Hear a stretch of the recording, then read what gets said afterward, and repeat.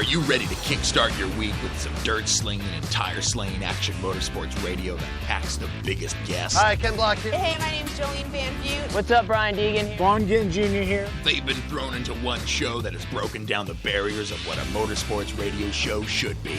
This is the Down and Dirty Radio Show, powered by Polaris RZR, with support from General Tire, KMC Wheels, Rigid Industries, DirtFish, Gibson Exhaust, and MTX Audio, with your host, who also happens to spend his weekends flying 800 horsepower trucks through the dirt, Jim Beaver. When was the last time you saw an off-road or rally driver begging to get behind the wheel of a NASCAR IndyCar? Yep, not happening, but you sure see these pavement racers begging to drive our cars. And his partner in crime every week, a self-proclaimed Canadian moto chick who was jumping triples and taking podiums before most guys have been learned to ride. Amy Houde. No one knows how to say my last name. Like, is it really that hard? Amy Houde, like I'm from the hood. Don't get it twisted. Sit back, strap in, and be prepared to join us as we take you through a motorsports ride like no other. Here is the man who carries a steering wheel in one hand and a mic in the other, Jim Beaver. Good morning and welcome to the Down and Dirty Radio Show, powered by Polaris RZR. And something a little bit different today. I think we got to get our intro music changed because it says a guy holding a steering wheel in one hand. But just so happens, starting today, my partner in crime, Amy Houde, is with us every week full time. How's everything going, Amy? Hey, I'm super excited to be here, guys. You get me all day, every day now. So, bring it. I'm pumped. Good. And we have a great lineup today, so I'm looking forward to it. Yeah. I can only imagine where this conversation with Ray Griffith in a bit is going to go to because seemed to bail us out of a little jam we were into, and then the legend Toby Price. Yeah, we got some good stories with Ray, and obviously we got a record breaker up next. So, and then we got some really interesting stuff to talk about. Supercross, definitely a game changer, something we don't see very often went down this weekend. So we got lots to talk about. Yeah, definitely going to be a good show. Hang tight, everyone. We have a lot more coming at you. We're going to cut to this short commercial break. When we come back, Amy and I are going to talk about our weekends, and we got Ray Griffith calling in just a bit. That and more here on the Down and Dirty Radio Show, powered by Polaris RZR.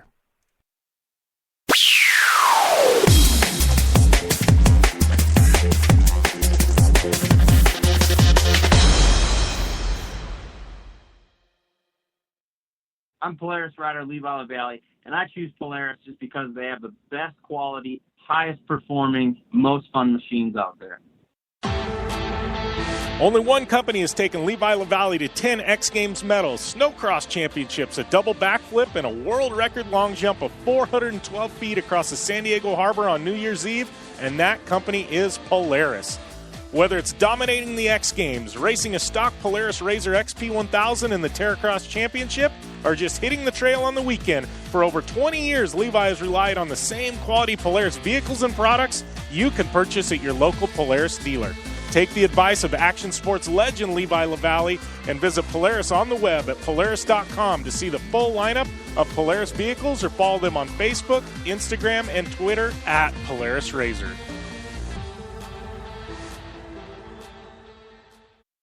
The Subaru WRX and WRX STI, a 268-horsepower turbocharged Subaru Boxer engine, rockets the WRX around corners and down straightaways. A race-ready 305-horsepower turbocharged Subaru Boxer engine keeps the WRX STI a rally legend. The Subaru WRX and WRX STI, it's not a sibling rivalry, it's a tag team. Get the latest from Subaru Rally Team USA at Subaru.com/rally. For 100 years, General Tire has provided tires for your lifestyle, your adventure, your anywhere. Born from competition, the Grabber tire offers the durability and off-road traction you demand in a tire. We put these tires to the test in the harshest off-road racing conditions to give you a tire that will make your anywhere possible. So let us take you on your next big adventure. Tweet us photos at General Tire, hashtag anywhere is possible. Because with General Tire, anywhere is possible.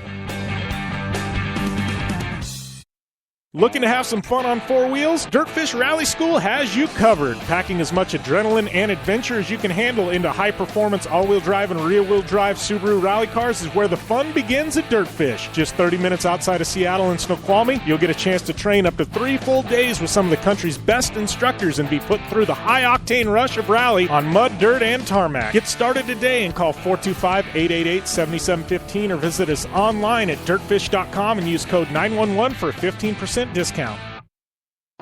MTX Audio is the leader in sound. Whether you're looking for high-quality, all-weather motorsports audio products like soundbars, amplifiers, and speakers that will work on any UTV or motorcycle, need to dial in your car or home with high-performance audio solutions, or are looking for a new portable speaker or set of headphones, MTX Audio has what you need to get your project sounding as good as it looks. MTX Audio is a family-owned American manufacturer who has been in business for over 40 years. Check out the full line of products at mtx.com.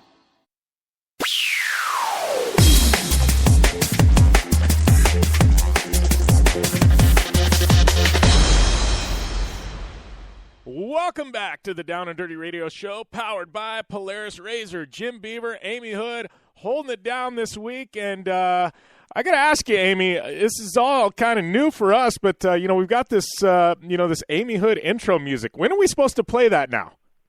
Well, I think we got to change it up because every time I hear it, I think people finally know how to say my last name now, so we can get rid of that. Because every time I hear that, I just laugh out loud. It's kind of ridiculous. So we got to change it up. We got to do something together. So yeah. I think it's about time that we kind of join forces and get some, something together going on. Yeah, we'll have to think on this, and yeah, we need a new show intro, and we got to do a new intro into your segment, at the end where we talk some two-wheel stuff, and yeah, lots of ideas floating through my head, and that goes out to you fans too. Anybody listening in, you got some ideas for Amy and I? Tweet us, use the form on the website, send us some messages. We love questions, and like Amy says, we don't bite. Yeah, I want to hear everyone else's ideas. That's usually the best part. Yeah, for sure. Really get weird things in there. Yeah. Keep it at least PG-13 rated, though. I can only imagine what your direct messages look like on social media. So right now on social media, the weird thing going on is I got this Amy Houde fan page. It used to be Amy Houde on Instagram, and the nice person, he must be like a younger kid, messaged me and this is like, I love you, I made your fan page, let's be friends. I'm like, okay, cool.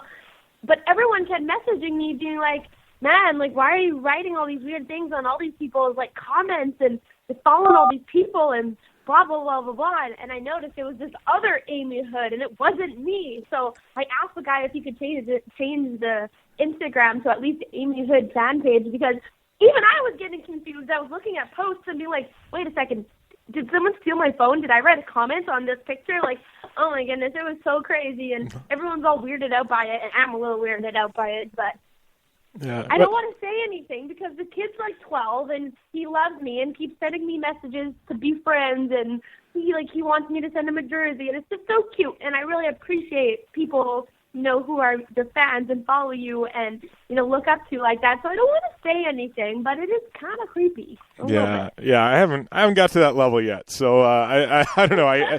But I can tell you, I know whoever it was, he liked a few of my pictures and things like that. And it double took because the profile was the exact same picture at one point. Same. Yeah. I don't know. Yeah, I think. And I asked him, I'm like, please, can you maybe just change the picture up and make it put somewhere on there that it is a fan page because I don't want people to get confused or, I don't know. It's a very flattering, yes, but also it's very weird. So yeah, it's cool that I don't really know what to do about it. Yeah, cool that you have fans that have reached out and done that. But I agree that I think now I actually looked at it over the weekend. I can't remember. I think they liked one of my pictures, and I saw it wasn't you, and I clicked over there. It's already had like 150 followers. So I'm like, man, this thing's legit. I mean, it's. Well, that's because they probably think I started a new Instagram page because all my pictures and it's like in a direct copy of my Instagram. But whatever, you can never say no to a fan. You can never turn one down. So take what I get. Yeah, for sure. You definitely don't want to piss him off. But no, it seems like a good kid, and definitely, got a good heart, but I can understand the weirdness there. But I got to say, something a little surreal happened to me this weekend. So, I'm out in St. Louis. I know you got to actually head out there in a couple of weeks, but I was out in St. Louis for Rally America. Pastrana put on an absolute he drove the best rally of his entire life, and he'll tell you that. I mean, it was just amazing. It literally went down to tenths of a second. But that being said, I've got my good friend Peter Fatella. He lives in Chicago, and he races the whole national championship, and he's kind of like that second tier of drivers right below like Pastrana, Block, and Higgins, and in the open class. But he's very fast, very competent driver, and he's Polish, so it took us a while to kind of be friends. It was he speaks English, and now his English has got a lot better.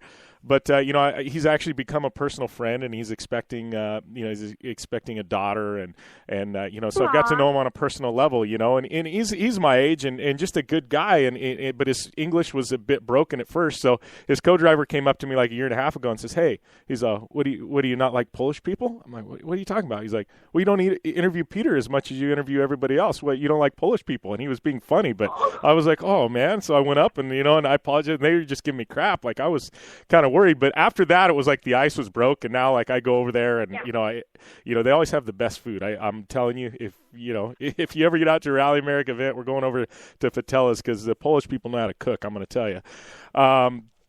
But so I'm sitting there at one of these service parks. I'm done doing my interviews. I'm just literally hanging out, talking with him and his co-driver, and we're talking about life and family. And they really want to pick my brain about trophy trucks. So what everybody wants to talk about is trophy trucks, right?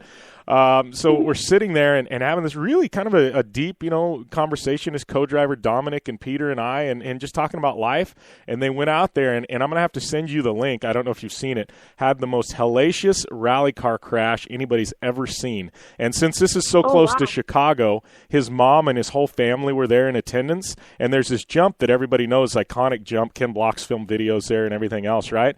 So his mom and his whole family are lined up at this jump, and he went off this jump, and something happened to the car, and he snap rolled, and he rolled like 7 times at over 100 miles an hour, and his mom was literally in the YouTube videos people have posted, you hear her start screaming and crying as the roll's going on, and it was the most horrific video I've ever seen. I wish they would take it down, but it was so weird that him and his co-driver both had concussions. And other than that, they walked away. Holy smokes! Well, you know what? That just goes to show how amazingly safely built those machines are. Like, that is unbelievable, and they should use that as an ad for their safety testing or for their safety videos to put out on how safe these vehicles are. Like, that's unbelievable. I can't believe that. Yeah. Wow. I'll send you the video, and literally the whole thing will give you. It'll. I have a hard time listening to people in the background screaming and crying. It's kind of disturbing. Because I've been there. I watch my dad and all my friends race every weekend, and I have a really, really hard time when my friends crash.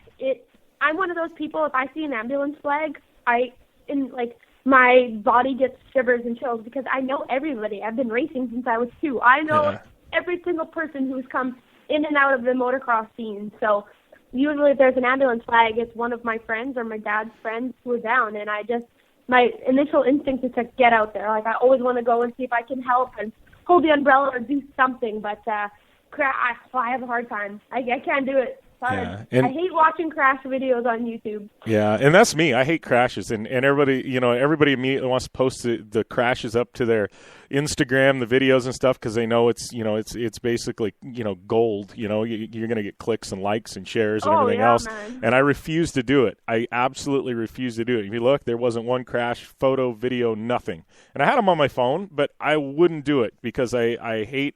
I just hate it, and it's worse now with social media because sometimes people's families find out about crashes and accidents, through social media before anything else, and that's what makes it even scarier. Mm-hmm. And they have these TV shows like Dumbest Stuff on Wheels and Best Crashes or whatever. And what I always wonder is they never show the after, like they show the crazy crash, and you don't know if the guy walked away from it or is didn't survive or has broken everything or something. Like, you never see what happened, and that's what bothers me is, like, am I getting pleasure out of someone's, like, hardship? I don't know here what's going on. So I just I don't really know what to do. Like, yeah, obviously it's extremely entertaining to see those funny dirt bike crashes, and then you see them kind of walk away. But those gnarly car accidents, you never really know what happens, and I'm always sitting there wondering what happened to the poor dude. So I know. I don't know. Even Rob Dyrdek on Ridiculousness, a big fan of that show, and even he said, he's like, sometimes he said it on air. He's like, sometimes I'd like to know if these people are actually dead or still alive, because I wouldn't be playing the videos if they really got hurt, But he's like, we just don't know. That's nice that he always said something like that. Yeah. So. All right, well, we're going to take a short commercial break, and when we come back, we're going to have Ray Griffith calling into the show. Looking forward to that. All that and more here on the Down and Dirty Radio Show, powered by Polaris Razor.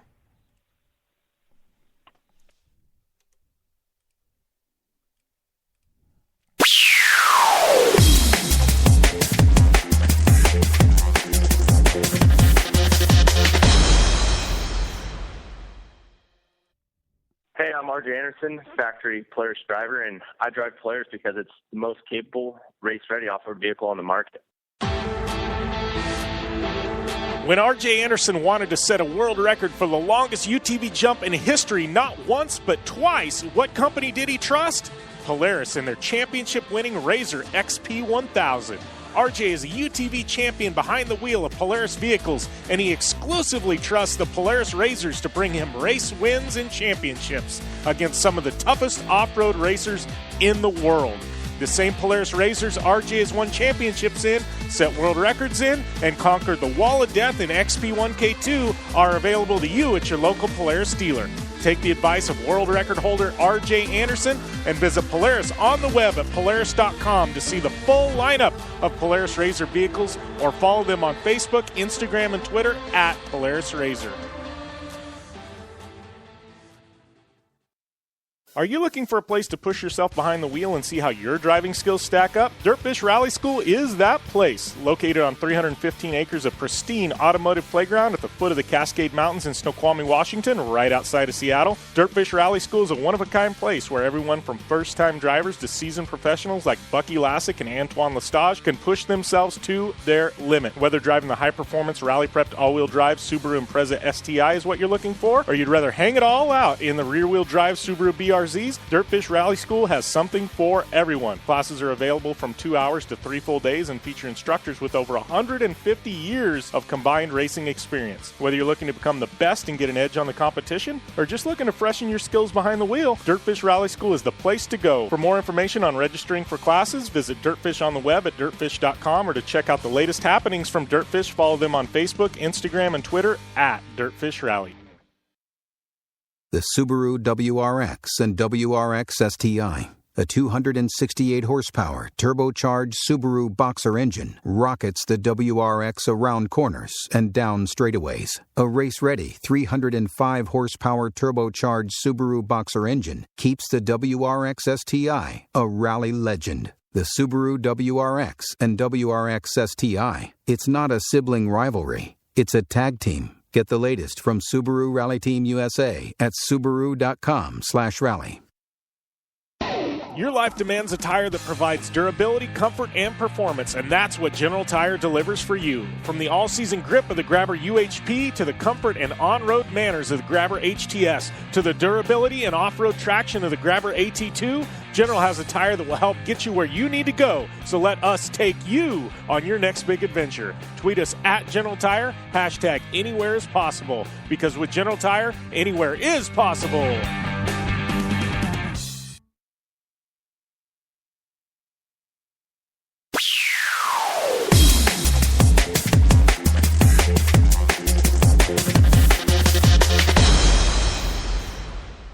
Welcome back to the Down and Dirty Radio Show, powered by Polaris Razor. Jim Beaver, Amy Houde here, and I'd like to welcome our next guest to the line, my good friend and I guess savior at times, Ray Griffith. How's everything going, buddy?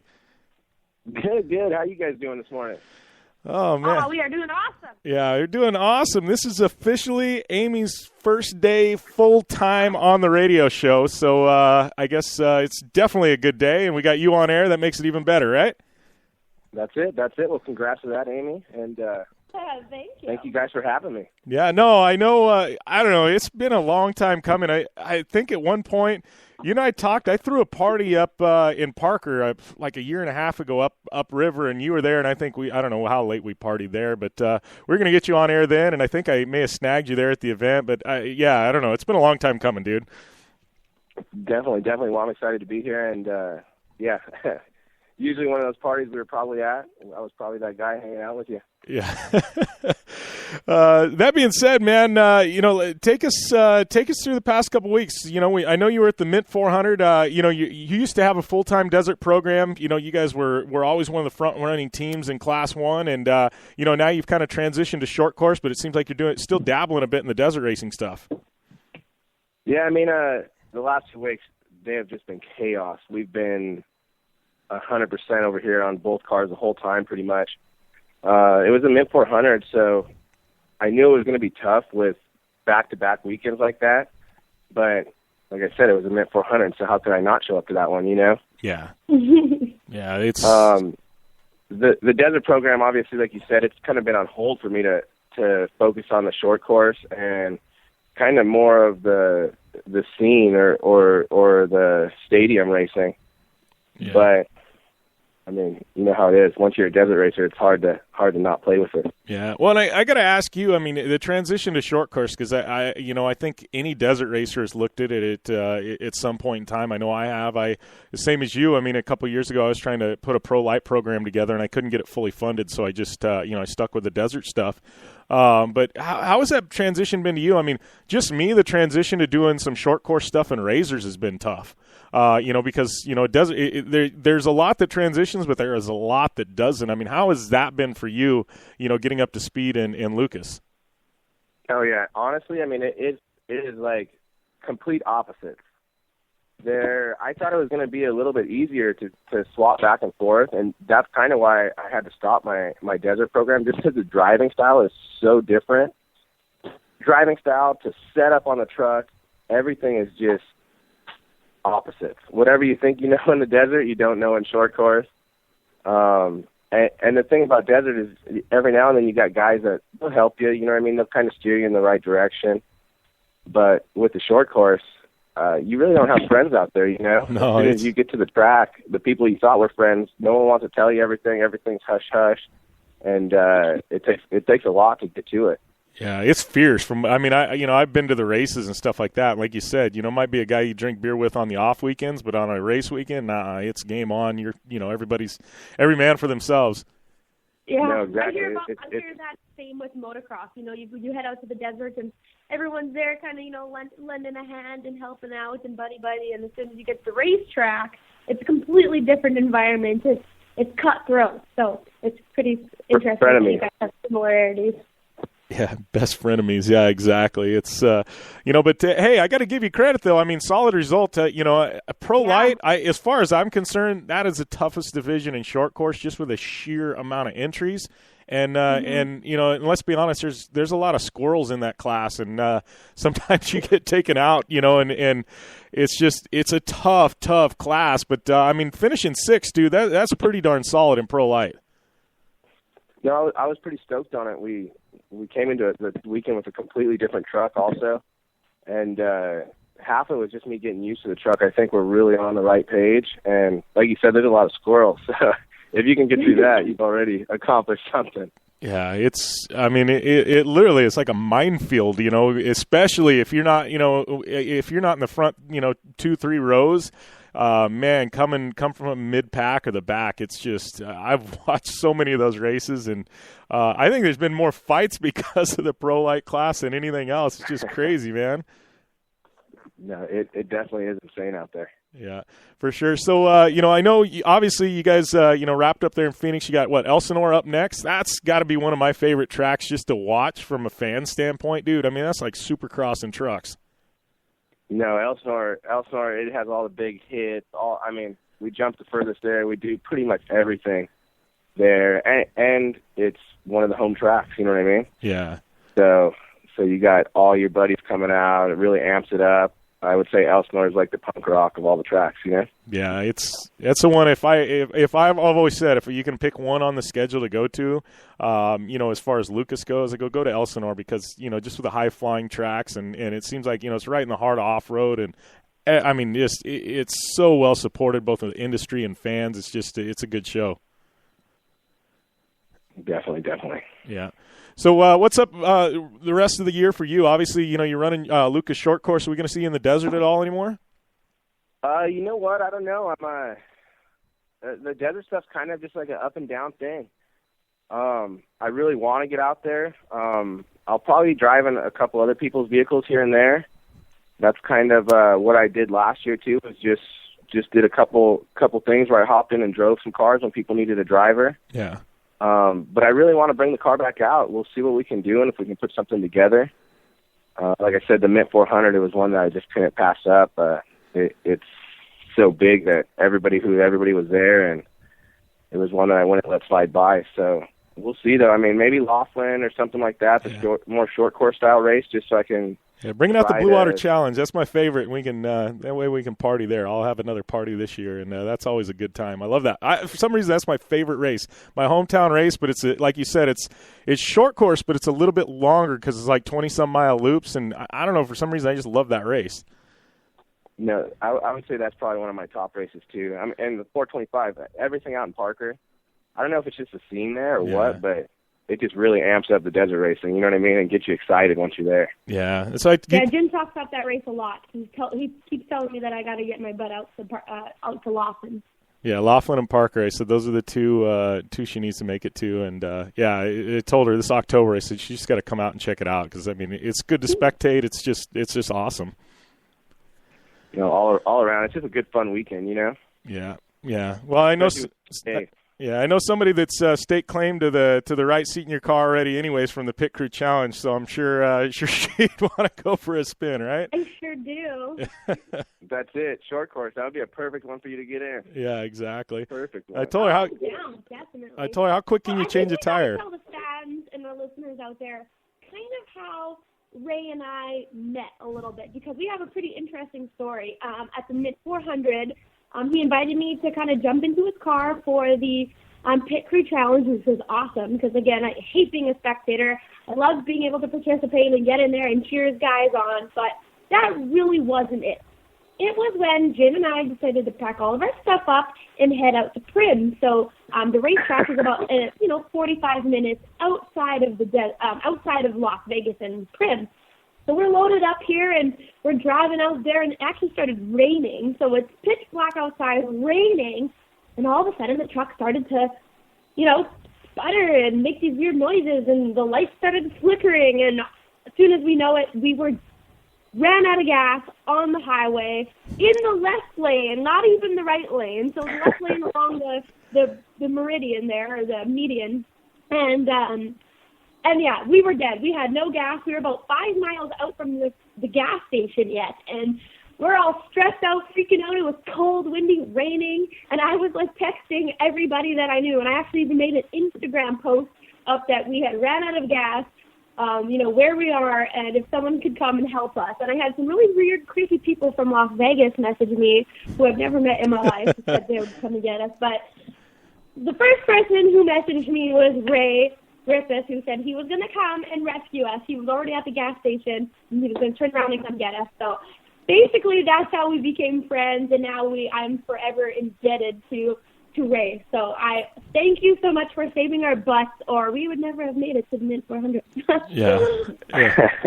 I guess my pit crew scene was pretty good too. Not only Ray. Yeah, it was pretty funny though because we figured that we would kind of rub some good luck onto you, but it didn't really seem to happen that way because you had dual bad luck out there on the race course. You didn't only break your car, but you broke someone else's. Yeah, I thought I was gonna have some good karma from that, but I don't know. It still was a rough weekend for me. Yeah. But I actually broke 2 cars in one day. So that was I had 2 chances of winning the Mint 400. Yeah, you were stuck out there, the second car, so you guys can't get off the track until everyone else is off. Am I correct?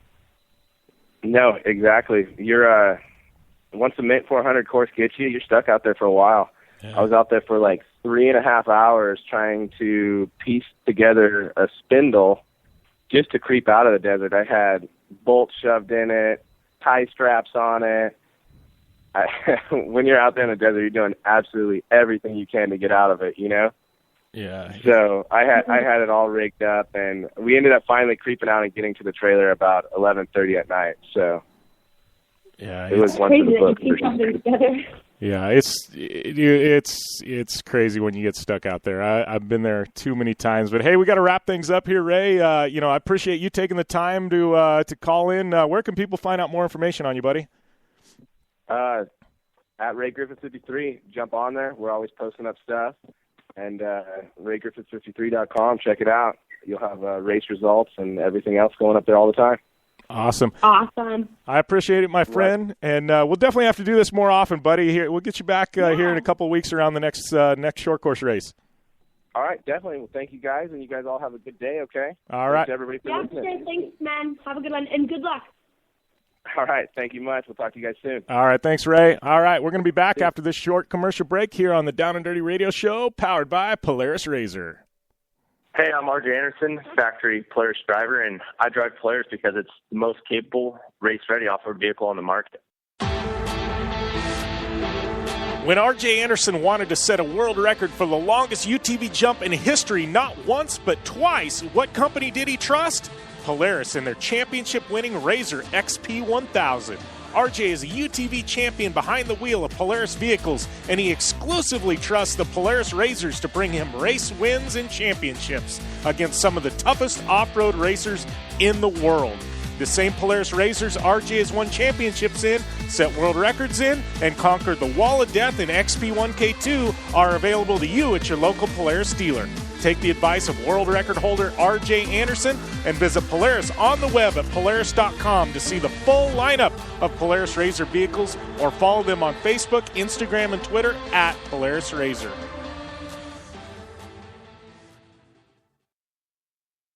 For 100 years, General Tire has provided tires for your lifestyle, your adventure, your anywhere. Born from competition, the Grabber tire offers the durability and off-road traction you demand in a tire. We put these tires to the test in the harshest off-road racing conditions to give you a tire that will make your anywhere possible. So let us take you on your next big adventure. Tweet us photos at General Tire, hashtag anywhere is possible. Because with General Tire, anywhere is possible.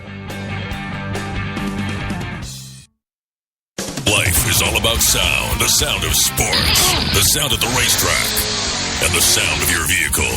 Don't drive around listening to this. Drive around listening to the sound of performance. Gibson Performance. Gibson Performance Exhaust is the company who can turn this into this. Remember that life is all about sound, and Gibson Exhaust is the sound of performance. Check out your next catback exhaust system, headers, muffler, or UTV exhaust at GibsonPerformance.com and get more power and more sound. The hotel is waiting.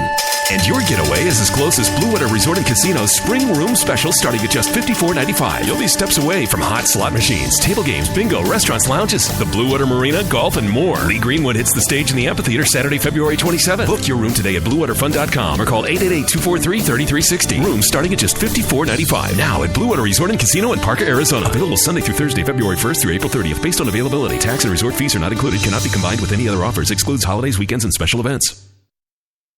Since 1970, KC Highlights has been designing and manufacturing performance lighting for off-road and motorsports, beginning with the legendary Daylighter up until today's revolutionary Flex, Pod, and Pro 6 lighting systems. KC Highlights offers a full line of halogen, HID, and LED lighting solutions for your off-road vehicle. Looking for the best quality lighting? Looking for the brand champions choose? You're looking for KC Highlights. Find out more information at kchighlights.com or follow them on Facebook, Instagram, and Twitter at KC Highlights.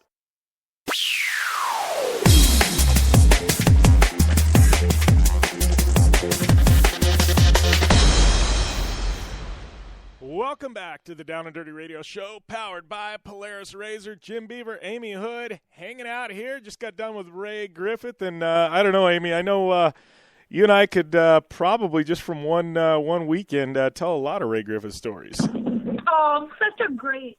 He human being, honestly. Like, yeah. It really shows a lot about a person when they're willing to drive out in the middle of nowhere for a stranger to help them out with some gas. And those are the people you want hanging around your circle. So, yeah. No, definitely a new friend of mine. And he's also a great racer. Like, I was talking to a lot of people at the Mint, like down contingency row, and nothing but great things about him. That he's really talented, skilled rider, and great person. Like, it's cool to meet people like that who everyone has something nice to say about. So it's good. Yeah, no, I've known Ray for a long time. We were teammates at General Tire for quite a while, for a few years, and then he kind of switched to short course and kind of changed his his approach to desert racing, and and I'm sure the marketing didn't match up or something, but no, we were teammates at General Tire, and he's a good guy, and like I said, I mean, I've thrown some parties, and he's come out to those before, and always been a lot of fun. He's like me. He's one of the last guys to leave the party, so that tells you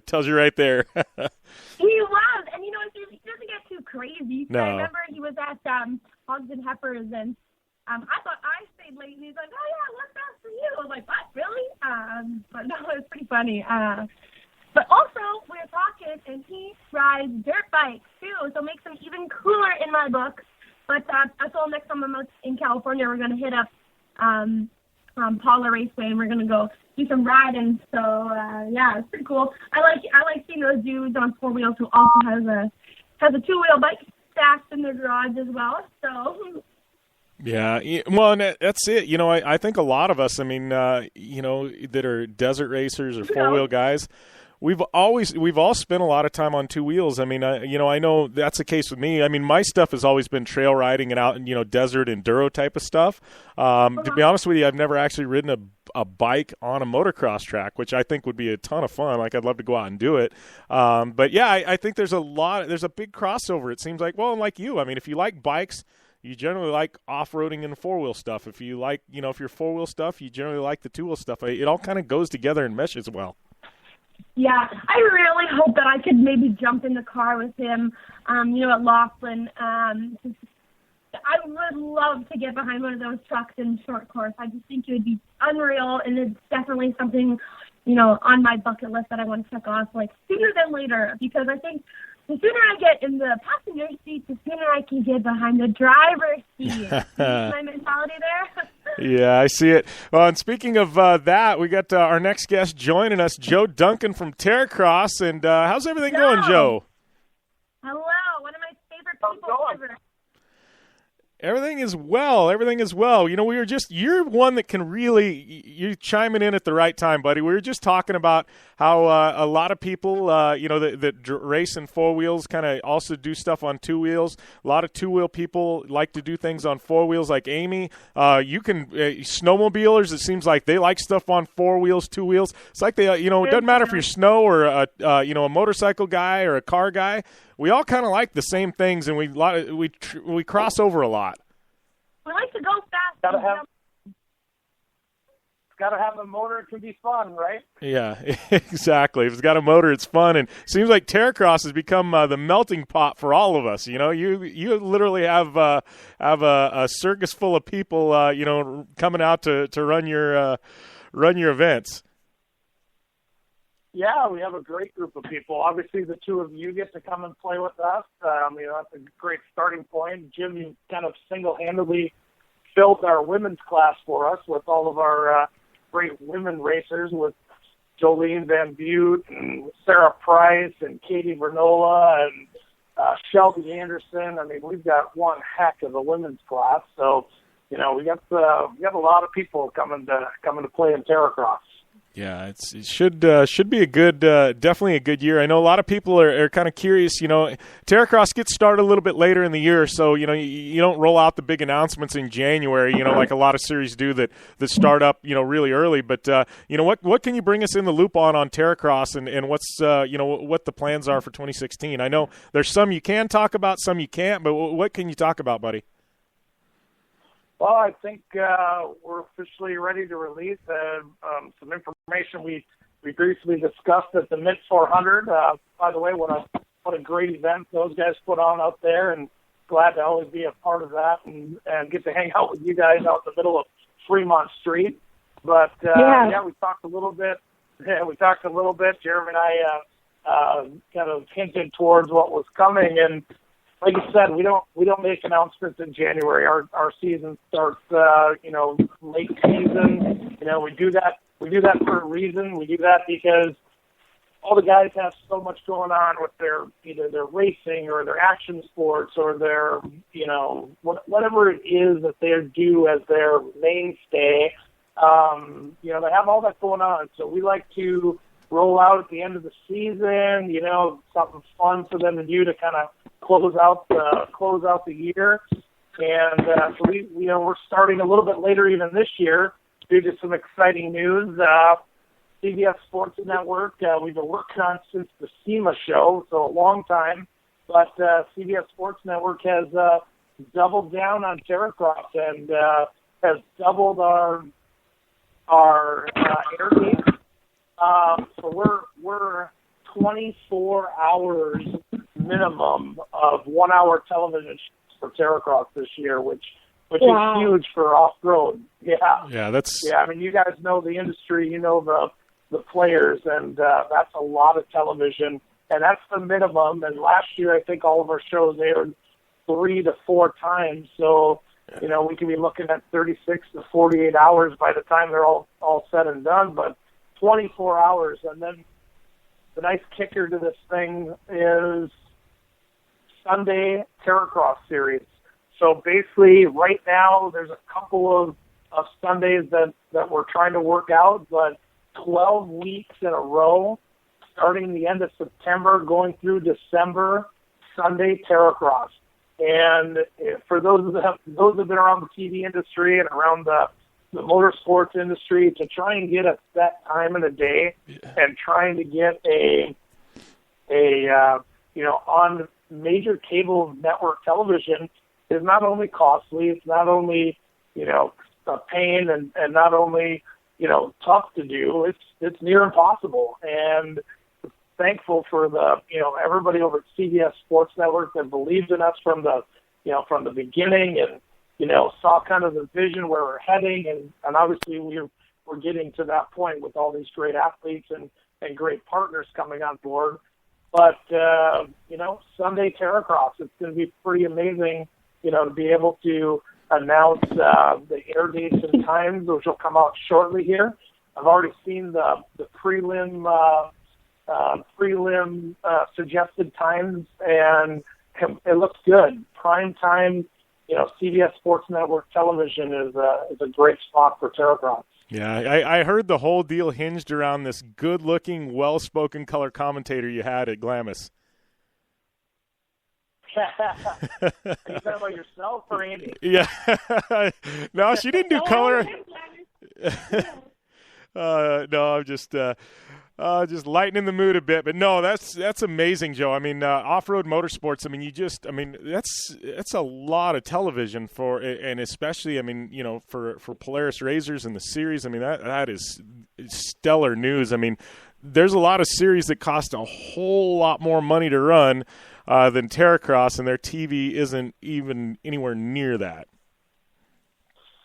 Yeah, I mean, there's some series out there. The entry fees are if you add them up for the season, are more than what you can run our entire circuit for with television, and you keep the Razor at the end. A Polaris Razor 1000 to boot. I mean, not really a lot of options out there when you look at the bang for your buck and the exposure for your buck. It's pretty cool. It's everything we dreamt of, 3-4 years ago. We'll be coming into our fourth full season here, and Jeremy and I are so excited to kick this thing off and with this great news. And honestly, normally we get a few things out in late January around, X Games time when we're all out in Aspen getting ready to run the Winter X Games, because obviously we're with a bunch of our athletes out there.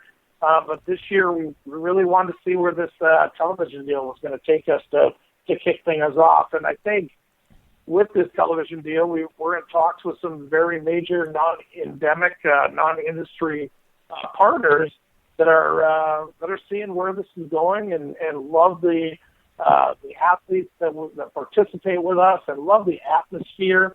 I think, Amy, you talked best about that at the Mid 400 and can allude to, kind of the atmosphere around Terracross. But, we're made for television. We're an entertainment television property. We're not a race circuit. This is what we do. We put on great events at events that already exist and put on a show for the crowd and a great show for television. Yeah, and, we talked about it at the Mint, and I'll just, say it again for everyone listening, but the coolest part about Terracross is you have all these, extremely, accomplished athletes from all different walks of motorsports. You got freestyle motocrossers, UTV champions, off-road riders, motocross riders, the Jolene Van Boots of the world. She's one of her own, a Nitro Circus girl. She's crazy. We have all these crazy athletes in all different sports who come together and are extremely competitive when they're on the track. But as soon as, they take those helmets off, everybody's friends, high-fiving, laughing about the crashes. And, it's such a great atmosphere. It's chill. Everyone, has a good time. And there's no pressure. It just makes for such a cool, different environment that you don't see in any other motorsport out there. So I think, Joe, you've really created this unique environment that I think is going to grow immensely because everybody wants to be a part of this. So you give it a couple of years and you're going to have, a list, a lineup of people wanting to sign in. So it's really, really cool. And I think you've done something outstanding, and I applaud you for it because I can't wait for Terracross to start. I'm excited, and I'm excited to actually get practicing so I can do good. But, again, I'm just looking forward to hanging out with everybody and having a good time. Yeah, it's. I think all of us are excited. It's. I can't wait. It's especially heydays. I had so much fun there last year, and not only racing, but just commentating and just the atmosphere. It was just amazing. But Joe, before we let you go, where can people find out more information on Terracross and look for these big announcements coming? Terracrossracing.com and Terracross Championship on Facebook and social media. And, we got some great stuff. Hopefully our CBS release will go out here in the next day or two. And then we'll start announcing all of our great partners and our great athletes because we have a bunch of them already in the bag, already set to go. But we wanted to really get this television announcement out there first before anything else. And, huge future ahead with where we're heading with this. So thank you, guys. Yeah, no, thank you, Joe. I appreciate you taking the time to come on air and everything you've done for me behind the scenes, and we'll definitely do this again in another week or two when you start rolling out those announcements. Yeah, Joe. Sounds good. We'll talk to you guys next week. All right, thanks a lot, Joe. All right, and that. All right, thanks. Thanks, Joe. And that said, we got to take a short commercial break here on the Down and Dirty Radio Show, powered by Polaris Razor. I'm Polaris rider Jim Beaver. I race trophy trucks professionally, host a Down and Dirty radio show, and also travel the country announcing motorsports events. I've seen it all, and trust me, I've done most of it, so when it comes time to relax on the weekend, nothing is better than taking time with my family in our Razor vehicles. They've got the reliability I need to just pick up and go explore the desert, dunes, or trail, and have the capability to attack even the harshest terrain. If you're looking for some of the most reliable and safest, and hands down most capable off-road machines in the world, look no further than Polaris and their award-winning lineup of Razor vehicles. Whether you want your daughter to experience off-road driving for the first time in a Razor 170 like me, take the entire family out in a Razor XP4 1000 on the weekend, or shred the desert and dunes in the all-new Razor XP 1000 Fox Edition, Polaris has you handled. Take my advice and join me and some of the best drivers in the world by driving a Polaris Razor. Check out the full Polaris Razor lineup at Polaris.com or follow them on Facebook, Instagram, and Twitter at Polaris Razor. MTX Audio is the leader in sound. Whether you're looking for high-quality, all-weather motorsports audio products like soundbars, amplifiers, and speakers that will work on any UTV or motorcycle, need to dial in your car or home with high-performance audio solutions, or are looking for a new portable speaker or set of headphones, MTX Audio has what you need to get your project sounding as good as it looks. MTX Audio is a family-owned American manufacturer who has been in business for over 40 years. Check out the full line of products at mtx.com.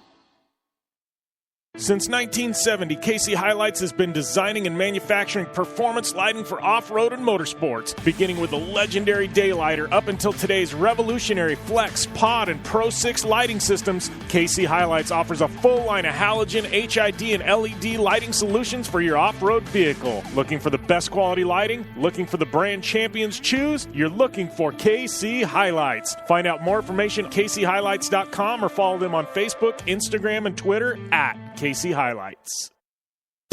Come to the island and rip it up this summer. Wakeboard Island. It's a skate park on water at Blue Water Resort and Casino. Check out the 2-tower cable system that pulls you and your board over the water. No boats to watch out for. No fumes. Wakeboard Island is open to all skill levels with an open center section for beginners. And for trick riders, a double side kicker in a 60-foot flat box. Wakeboard Island. The best ride this side of the Rockies. Adjacent to the River's Edge Cantina at Blue Water Resort and Casino on the Colorado River in Parker, Arizona. Looking to have some fun on four wheels? DirtFish Rally School has you covered. Packing as much adrenaline and adventure as you can handle into high-performance all-wheel drive and rear-wheel drive Subaru rally cars is where the fun begins at DirtFish. Just 30 minutes outside of Seattle and Snoqualmie, you'll get a chance to train up to 3 full days with some of the country's best instructors and be put through the high-octane rush of rally on mud, dirt, and tarmac. Get started today and call 425-888-7715 or visit us online at dirtfish.com and use code 911 for a 15% discount.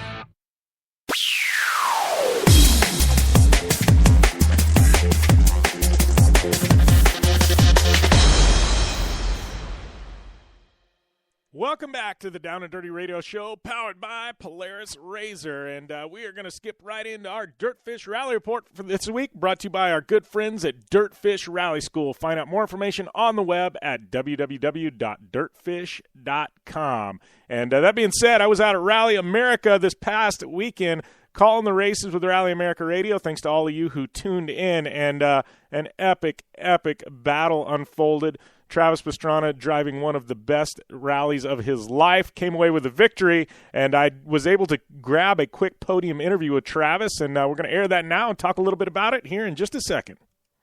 All right, we're catching up here with event winner Travis Pastrana. Feels pretty good to say that, buddy. God, that sounded good. Oh, man. I tell you what, just to be in this car, brand new car, we put it through the paces today, man. We drove 10 tenths all day. David's definitely, he's still the guy to beat. He took that 8 seconds and whittled it down. I think we went in the last stage. We were 4 seconds behind. But to be that close to David, like my mentor, the guy that I look up to so much, and he's helped me out so much, and to be with Christian, who hadn't sat in a car for a very long time, and to really click that well, I tell you what, I could not be more proud of the team, more proud of Christian, and more happy to have won this event for the first time. This is the first time winning 100 Acre Woods, so I'm pretty excited. A lot of attrition on this rally, and for once it wasn't us. Well, and talk about that new car, because I know you won a lot of national championships, but the evolution of the Subarus from back then when you won your national championships till now is just night and day difference. I mean, how is it driving these 2016 WRX STIs? Well, it's so much faster, and one of the stages we lost the most time. I think we lost by 5 seconds and we had so many of our notes from 2013.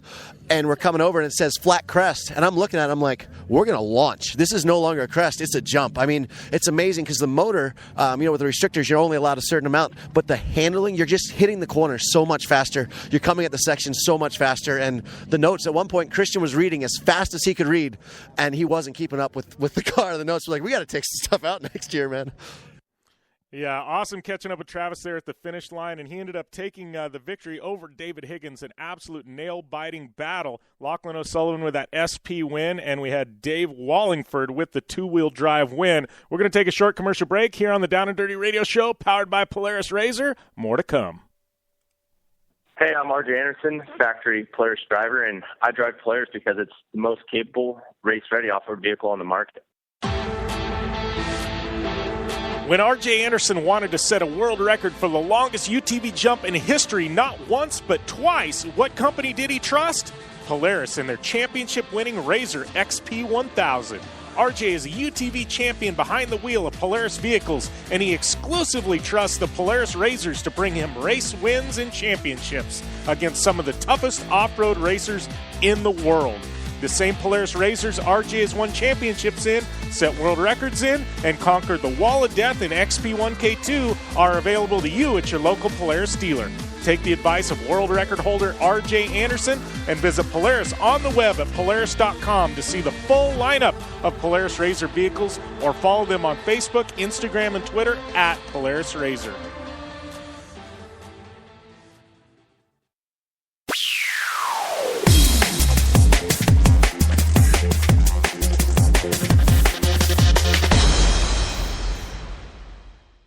Welcome back to the Down and Dirty Radio Show, powered by Polaris RZR. Jim Beaver, Amy Houde, holding it down, and always cool to say that. Nice having Amy here full time. We got some results to get to real quick. We got a nice quick hit here with a lot of results. These results being brought to you by our good friends at General Tire. Find out more information on the web at General Tire's website. Find out how General Tire and you can make anywhere possible.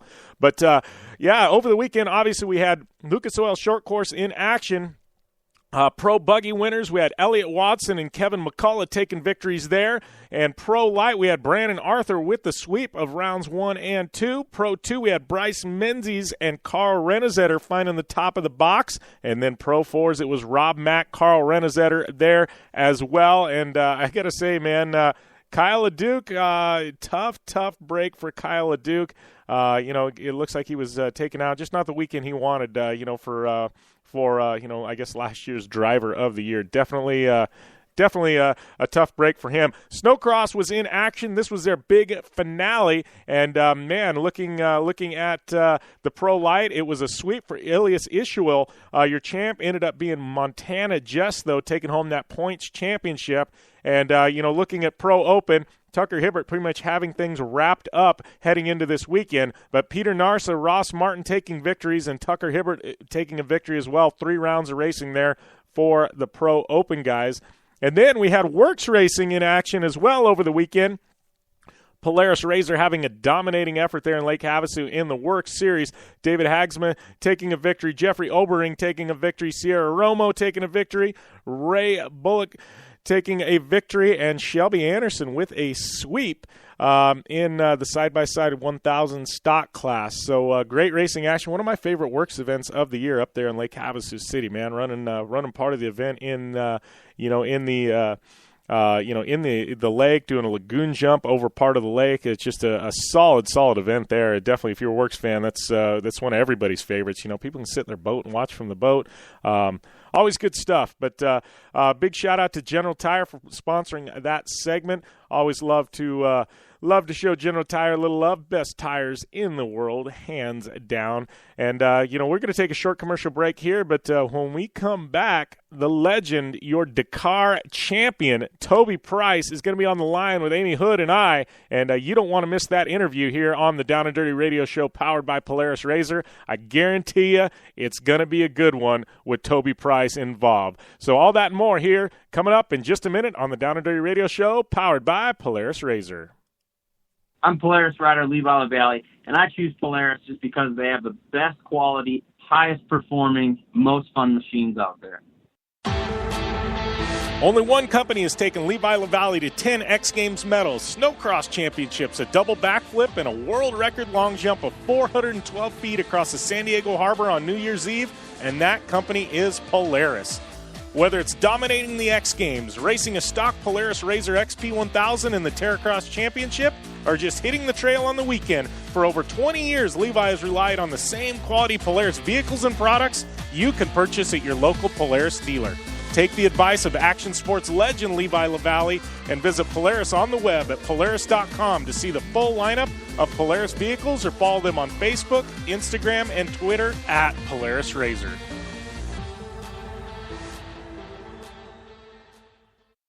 For 100 years, General Tire has provided tires for your lifestyle, your adventure, your anywhere. Born from competition, the Grabber tire offers the durability and off-road traction you demand in a tire. We put these tires to the test in the harshest off-road racing conditions to give you a tire that will make your anywhere possible. So let us take you on your next big adventure. Tweet us photos at General Tire, hashtag anywhere is possible. Because with General Tire, anywhere is possible. Looking to have some fun on four wheels? DirtFish Rally School has you covered. Packing as much adrenaline and adventure as you can handle into high-performance all-wheel drive and rear-wheel drive Subaru rally cars is where the fun begins at DirtFish. Just 30 minutes outside of Seattle in Snoqualmie, you'll get a chance to train up to 3 full days with some of the country's best instructors and be put through the high-octane rush of rally on mud, dirt, and tarmac. Get started today and call 425-888-7715 or visit us online at dirtfish.com and use code 911 for a 15% discount. Life is all about sound, the sound of sports, the sound at the racetrack, and the sound of your vehicle. Don't drive around listening to this. Drive around listening to the sound of performance. Gibson Performance. Gibson Performance Exhaust is the company who can turn this into this. Remember that life is all about sound, and Gibson Exhaust is the sound of performance. Check out your next catback exhaust system, headers, muffler, or UTV exhaust at GibsonPerformance.com and get more power and more sound. The Subaru WRX and WRX STI. A 268 horsepower turbocharged Subaru Boxer engine rockets the WRX around corners and down straightaways. A race-ready 305 horsepower turbocharged Subaru Boxer engine keeps the WRX STI a rally legend. The Subaru WRX and WRX STI. It's not a sibling rivalry. It's a tag team. Get the latest from Subaru Rally Team USA at Subaru.com/rally.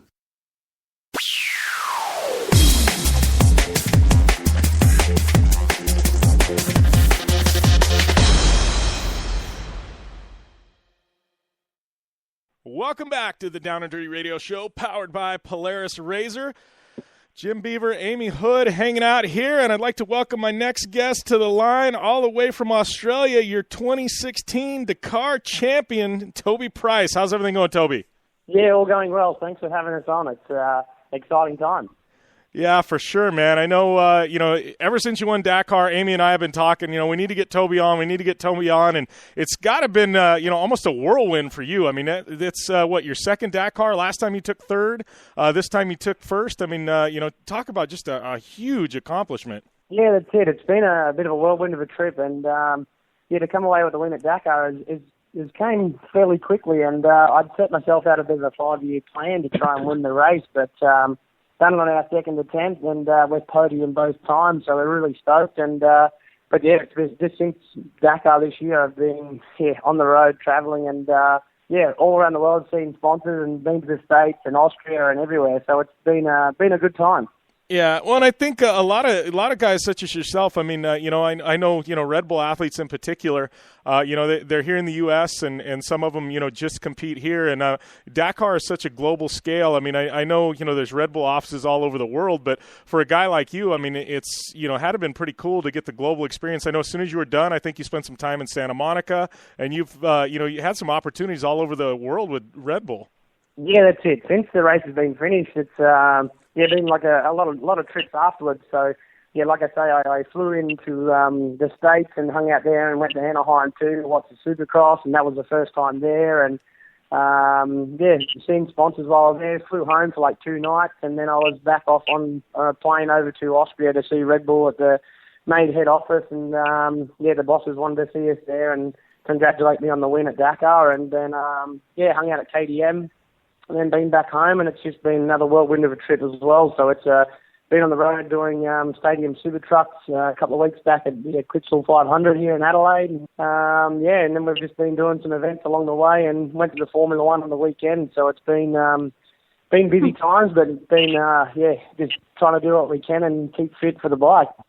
Yeah, I mean, it's just funny. You mentioned all that, and I don't want to ask because you and I, we're kind of sending messages back and forth. So, obviously, we'll talk some bikes, but I want to talk about your first kind of transition into four wheels. First that I know of, but stadium super trucks. I know it's become a huge deal down there. Robbie Gordon gave you the opportunity to race down there, and I believe you took a podium, right, in your first couple of races. Yeah, so it wasn't too bad in the four wheels. So we've. After we finished third last year in Dakar, Robbie Gordon gave us a chance to jump in a truck, and basically that was my very first outing, so it wasn't, didn't go too crazy and was, still trying to get the feel for everything, but I think we ran like 4th and 5th last year in the truck, and then this year, we came out and thought, we'll have a decent crack at it, and we podiumed in one of the races, and our lap times were up towards the front, so it was been real competitive in the cars this year, which was pretty cool. So hopefully, that's the kind of the plan with the 2 wheels, the 4 wheels. Hopefully, once I start getting older, with age comes a cage, hopefully, and I can race in Dakar in 4 wheels. Yeah, well, we say that all the time here on the show with age comes a cage, because I recently just got introduced to Terracross, ripping those Polaris razors. But, now being 27 years old, I'm kind of, I got to usually go to work and on Monday morning and actually be here for the show, not sitting in a hospital or something. So I know the feeling, but there's nothing really like being on 2 wheels, I like to say. If you can't ride 4 wheels or 2 wheels, you ride 4. So, yeah, that's right, exactly. So basically, I fenced one of the trucks on the Friday. So, I hit the wall pretty hard, and basically I just climbed out of the truck and was like, my body's perfectly fine. I don't even feel sore. So it's like having that feeling. It's like, damn, that's amazing. But then it's like, I still miss my 2-wheel riding as well, like So it's a good feeling to have riding 2 wheels and out in motorcycles and that. But it was great to climb out of that truck and not even really have a bruise or not even sore on any part of my body. So it was cool. Yeah. Well, I think you get a little bit more whiplash. So I mean, that when I rolled that razor there, I got some pretty bad whiplash. So it's all the same. It's all dangerous, but it's still good to be able to walk away from it. In 4 wheels. Yeah, so. exactly. Exactly. But then, dude, I've got a permanent neck brace in my neck now, so it's whiplash is not too bad for me. Well, I got to ask you, I mean, talking about Dakar, and talking about rolling a car on 4 wheels and being able to walk away, I mean, Dakar to me, especially on a bike, I mean, a lot of respect for the guys on 4 wheels, but especially on a bike, I mean, to go thousands and thousands of kilometers like you do, and and you literally every time, I mean, you're one turn away from the race being over. In a car, you make a mistake, you get a flat tire, you get out, you fix it, you may have some mechanicals, you go, but on a bike, I mean, you go around, you blow a corner, something, rock, it's game over, I mean, how is that? How's the mindset going into that, knowing you got to pace yourself for 2 full weeks, to finish this thing? Yeah, that's where it gets really difficult. Because there's things in the road book that are that they've marked for the course, but there's other things on the course that they can't put in a road book. So it's so elements like you say, rocks that have like fallen onto the track, or wildlife, or cars and people and anything like that. Yeah, they're dangers you can't mark in a road book. So that's where it gets really dangerous. And then when it's really long days, like you say, we're doing anywhere from like 300 to 400 kilometres to 900 kilometres in a day. So, which I think that's around about the 200 miles to about 600 mile mark. So, it all adds up, and then that's when the body starts getting tired. You have those little bit of a mind lapse, and then that's where it gets dangerous. You actually can end up getting hurt. So, that's that 2-wheel to 4-wheel difference. That if you roll a car or something, you can normally get out of that pretty good. But with a bike, you're at high risk the whole time to being injured and hurt. And if you don't want to make it any harder than on yourself, because it's already a long race and hard work on itself. Yeah. I seen a really interesting quote that you had said the Australian attitude helped with your performance, and I found that really interesting. Can you elaborate on that a bit?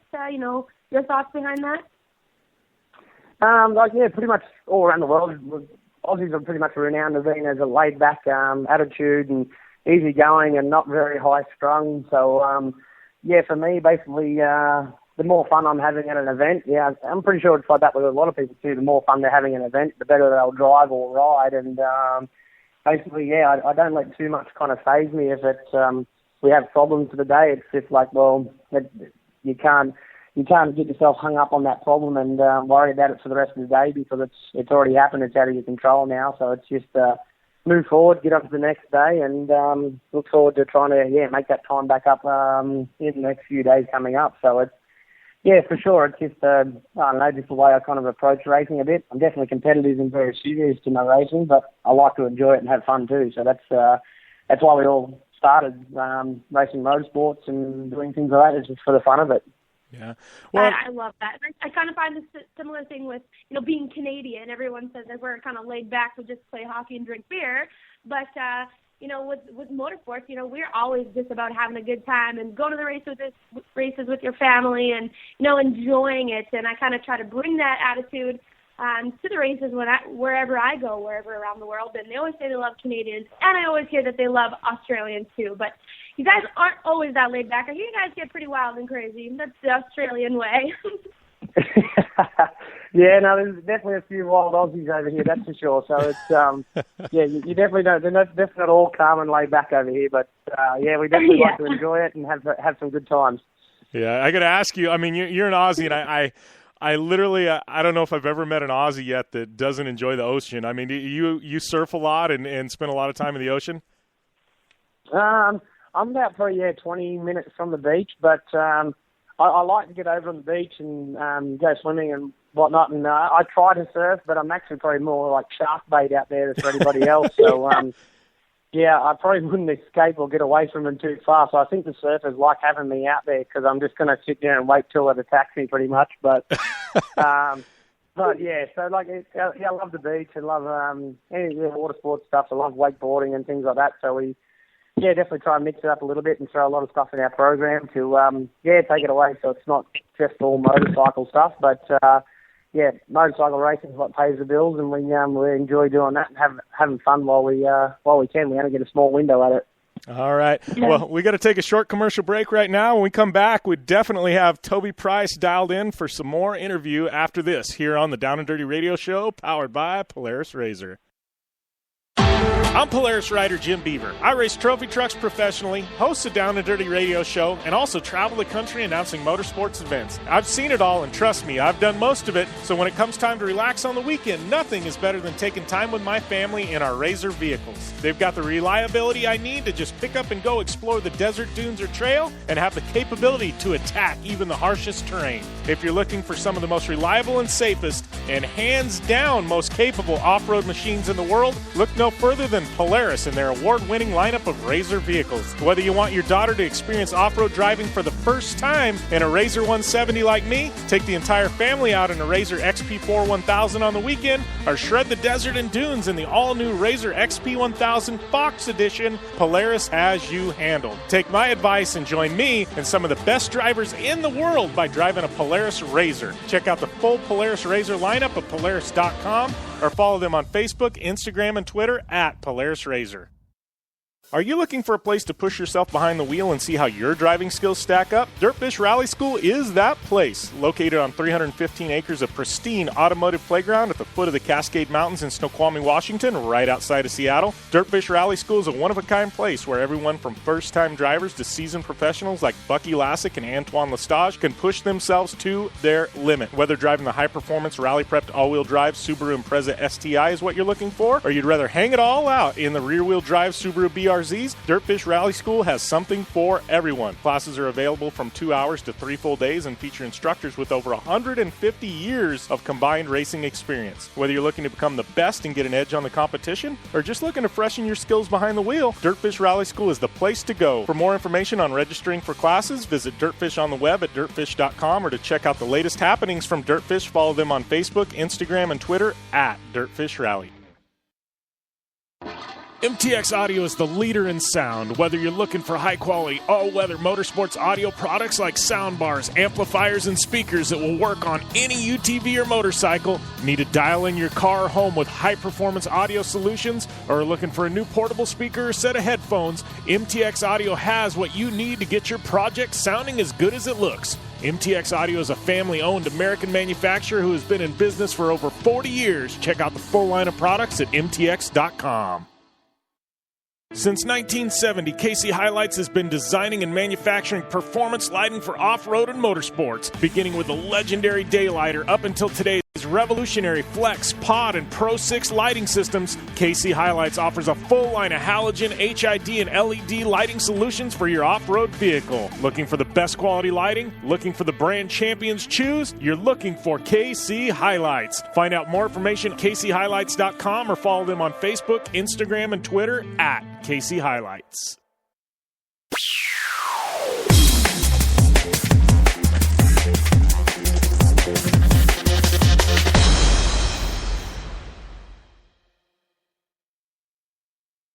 Welcome back to the Down and Dirty Radio Show, powered by Polaris Razor. Jim Beaver, Amy Houde holding it down, and we've got our good friend and our guest, Toby Price, on the line right now. And I got to ask you, Toby, we've been talking a little bit of Dakar and stuff like that, but, I want to get your background. I mean, and this is something Amy and I were talking about before the show. Everybody's got their own story on how they got attracted to two wheels, or in my case, four wheels, and the gateway that got you there. I mean, how did you get your start? Yeah, so for me, I was luckily enough, I grew up on a big property way out west here in Australia. So I grew up on 43,000 acres. So it's plenty of land to go riding and learn how to ride a motorcycle. But my dad used to race off-road trucks and stuff as well when I was a little, basically just as I was born. So, I'm not too sure why I didn't really go the four-wheel way. But, on the farm we had two wheels and went out to help muster the sheep and cattle and stuff with Dad. And I was probably more of a pain in the backside than anything, because I was probably scaring everything away and trying to find jumps and stuff like that. But, so then I just started racing at like the age of 4 years of age, and then, just kind of took off from there and kept cruising along. But it's, definitely hasn't been an easy road, or everything hasn't been handed to me, that's for sure. We've had a lot of injuries along the way.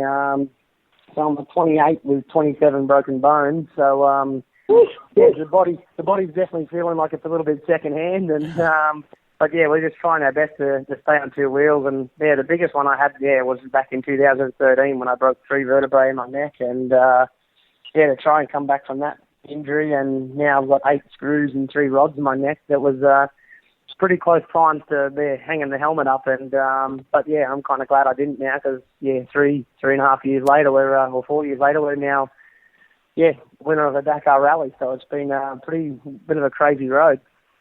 Yeah, that's insane. Yeah, I know. Like Amy and I have said, and I've had injuries. She's had injuries. You've had injuries. I think anybody that's been on 4 wheels, 2 wheels. I mean, I've spent some time on a bike myself, but I hate to say it, but when we're 60 or 70, man, we're going to be like a generation of zombies walking around that can't even move. No,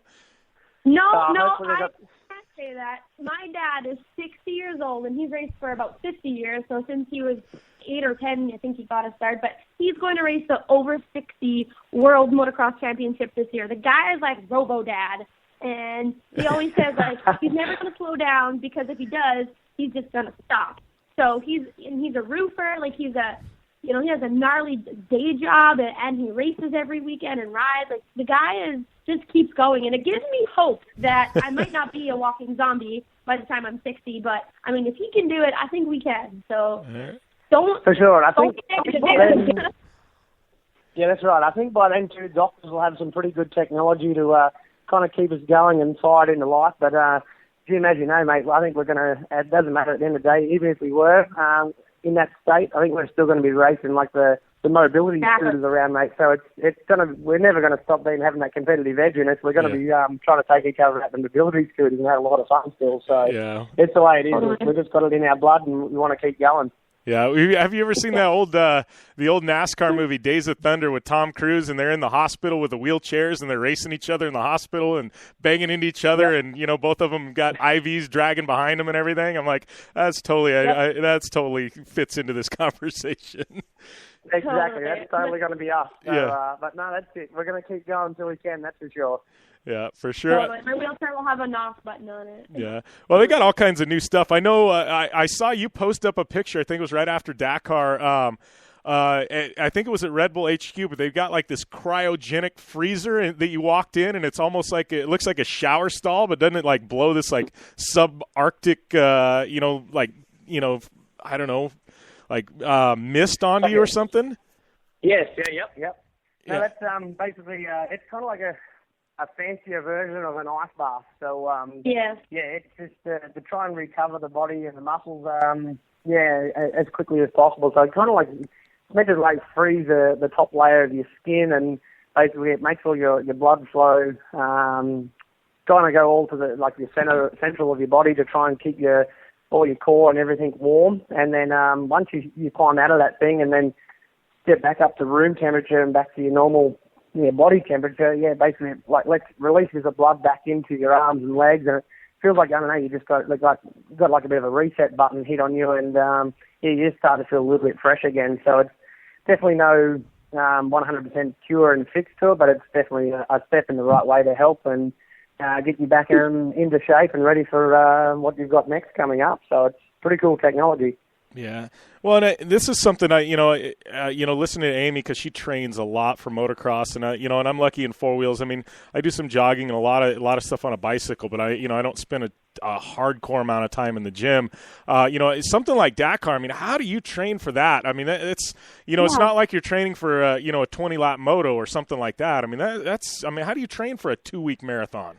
Yeah, that's the hardest bit with Dakar. You can't really train or go through some program to be ready for it. So it's kind of like you've just got to be really mentally strong with the race. But like leading up to the event, probably 3 to 4 months out, it was just a pretty strict diet and training program that we're on, and making sure that we're just trying to fuel the body with the best we could. And but as Amy would know, it's a lot of off the bike things as well as on the bike as well. So a lot of running and cycling and mountain biking, gym work and all these type of things. So it's a lot of things add up to helping to get on the motorcycle and race, but you can't go and do a simulation of the race like a month prior to the event, because then you're going to end up being tired and not ready for the event. And by the time you get the halfway point at Dakar, you'll pretty much crash and die. Like, I've never had my body feel so tired and beat and run down after Dakar than in any other race in the world. So it's just it's physically draining and mentally draining, and it's just one of them events you just got to keep pushing and get to the finish line each day. And hopefully enough somewhere you have no injuries along the way, and you keep pushing on, and then you'll get there eventually. Yeah. Yeah, man, you must be ready to do like a triathlon after you finish Dakar, because it just feels like you could tackle anything after that, because it is one of the gnarliest races in the world. So, crazy. Yeah, that's it. Like, I wouldn't mind actually trying to do some triathlons and things like this, because it'll be the same mentality type of thing, because it's those guys are pretty fit in what they got to do, and to ride and run and swim as far as they do, it's that would definitely be taxing on the body as well. But as we know, like, riding motorcycle is pretty physically demanding. One of the top sports for it, and it's just Dakar just kind of throws everything at you. It's not only just the riding there, but it's at high altitude. So riding at 4,800 meters, there's no air and no oxygen up there, and you're struggling to breathe, and the bike barely wants to run, and the cars are down on horsepower, and the same with the bike. So it's just, there's so many elements to Dakar, and it's what makes it so difficult that, people don't quite see. Like, you might see the footage, but you don't know that the person on that bike's struggling to breathe because they're at altitude. So it's pretty crazy. Yeah. Yeah. What was the biggest obstacle that you, came to during the race this year? Pretty much, like, for me, I really had no dramas with the bike or myself. Like, I minimise my mistakes, that's the biggest thing. You make mistakes in Dakar, that's where you're going to go backwards. But I think, like, the biggest hurdle for me was when they tried to cancel a stage. I think it was around stage 9. We got to, like, CP2, and it was an extremely hot day. It was about 48, 49 degrees, and which is like about 120, 25 degrees Fahrenheit, I think. So somewhere around there. And I actually had to do the whole course. I ran the whole course myself, got to the finish line, and then when I got there, they pretty much said to me, the stage has been cancelled 140 kilometres back. So I was, like, really dehydrated. I was tired. The bike was, like, really cooking. My tire, I was pretty mad underneath. I was definitely didn't want to say too much when the actual TV cameras were in my face, but I was biting my tongue pretty hard, and that was, like, the biggest hurdle, because it basically, everyone else was sitting back at CP2, and they were hydrating, eating food and relaxing and stuff, and I was still out in that heat slogging away at it, and they didn't stop me or didn't try and make an attempt to pull me up. So it was I had to really try to recover pretty well from that part of it, and that was definitely very difficult. Yeah. Well, I can't even imagine riding at 48 degrees. Like, when it's 30 here, it's considered a heat wave, and people should stay inside and eat popsicles and, never mind leisurely riding, not racing. Like, that's crazy. I can't believe 48 is, degrees that you guys get to, racing temperatures. Insane. Yeah, it's insane. It throws everything at you. It's like really, really cold temperatures, like -5 degrees, and like that was pretty much our hottest day. So it's it's one of them. It's hard to pack riding gear for, let alone trying to ride and get into the conditions of it. So you've got to take everything with you to be prepared the best you can. And we definitely came with our all the right equipment we needed this year, which made it a little bit easier. But it's not an easy race, that's for sure. Yeah, for sure. So obviously you're going to be back at Dakar this year. We got about a minute and a half left. But what else do you have coming up? I know, I believe you're heading to Dubai, I believe, to start the World Championship. Yeah. So we fly into Dubai, and head to Abu Dhabi, which is the first round of our World Rally Championship events, and then it goes to Qatar. And so we've got one in Sardinia, one at Chile, one in Morocco. So there's a lot of races all around the world we've got to do for the World Championship. Definitely going back for Dakar again. Can't miss out on that. And I'm also trying to do the Think Desert race over here in Australia because I love the desert racing here and cruise along there. So it's definitely a full program we've got going on, and it's going to keep us very busy. But we're looking forward to the year and what the year's got in store for us. Should be a lot of fun, man. Living the dream, right?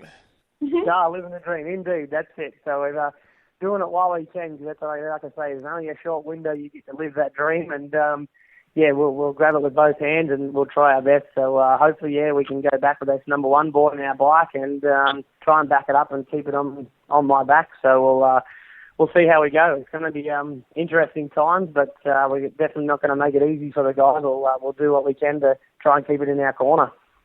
All right. Awesome. Well, I appreciate you taking the time, Toby, and as always, we'll have to get you on as we get closer to Dakar and kind of see what's happening.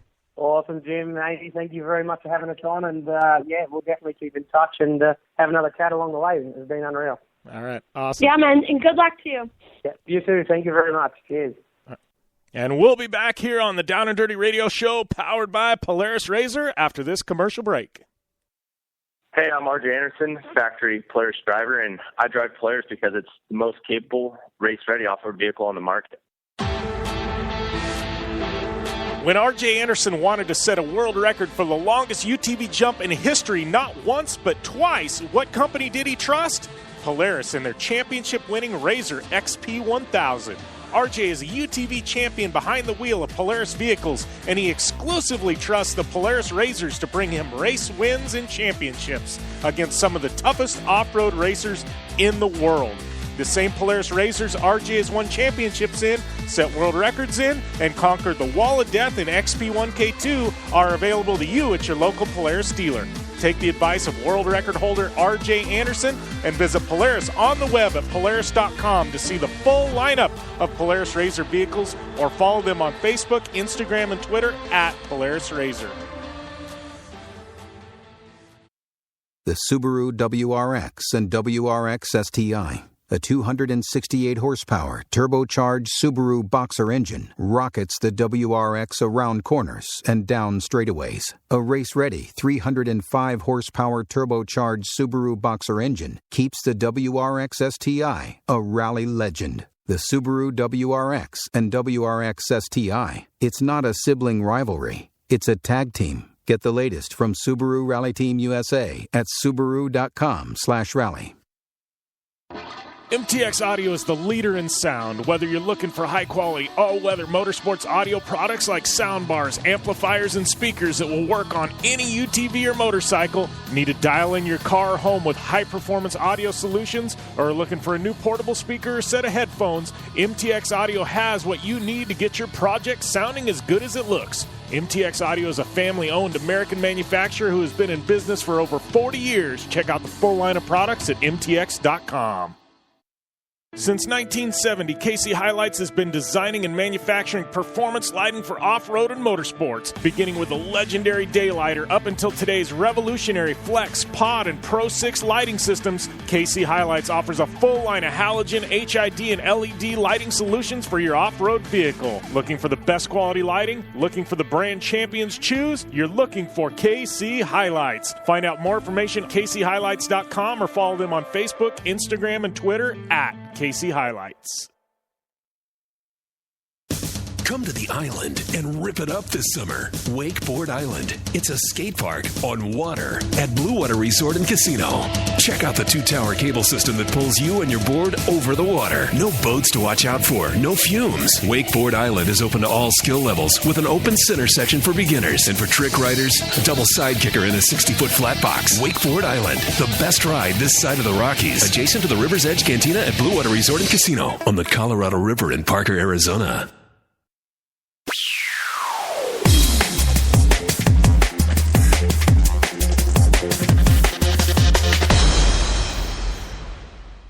Welcome back to the Down and Dirty Radio Show, powered by Polaris Razor. Jim Beaver, Amy Houde.